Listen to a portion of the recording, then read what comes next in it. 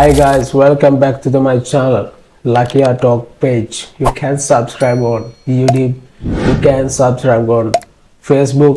දැන් මේ කතා කරන්නේ පළවෙනි වතාව නෙමෙයි මේ ඩ්‍රග්ස් ගැන. මේ දෙවෙනි වතාව. වදන්න මම ගොඩක් මීට කලිනුත් වීඩියෝ එකක් දාලා තියෙනවා ඩ්‍රග්ස් ගැන. මේ ඩ්‍රග්ස් කියන්නේ මොන වගේද? ශරීරයට කොහොමද ඩ්‍රග්ස් ඉෆෙක්ට් කරන්නේ, බලපෑම් කරන්නේ කියන එක ගැන දාන්නේ. මේ පළවෙනි වීඩියෝ එක නෙමෙයි. මේ ඇවිල්ලා දෙවෙනි වීඩියෝ එක. ඩ්‍රග්ස් පාවිච්චි කරනවා නම් විශේෂයෙන්ම කියන්නේ ඊටමත් ආදරණීයව කියනවා ඩ්‍රග්ස් වලින් අයින් වෙන්න. ඩ්‍රග්ස් කියන්නේ තමන්ගේ ජීවිතය විනාශ කරන්න පුළුවන් දෙයක්. ඩ්‍රග්ස් කියන්නේ තමන්ගේ ජීවිතය කාලකන්ණි කරන්න පුළුවන් ක්‍රමයක්. මේ ඩ්‍රග්ස් වලට ඇබ්බැහි වෙලා තමන්ගේ ජීවිතය වගේම පවුලේ අයගේ ජීවිතයද විනාශ කරන්න ඔයාට ඉඩ දෙන්න එපා. ඒක වගකීම ඔයා පෞද්ගලිකව බාර ගන්න ඕන.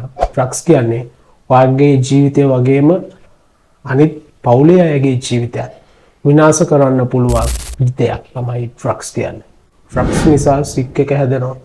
ඒ සික් එක නිසා තමන්ගේ වගේම අනුන්ගේ දේද උදුරවා ගන්න උත්සාහ කරන මිනිස්සු ඕන තරම් මේ සමාජයේ ඉන්නවා. හොඳට අතපය තියාගෙනත් වැඩකට යන්නේ නැහැ.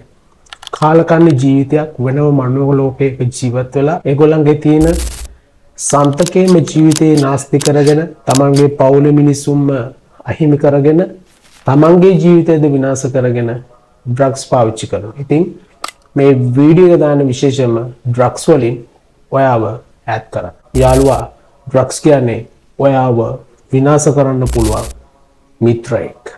ඒක හොඳට මතක තියාගන්න.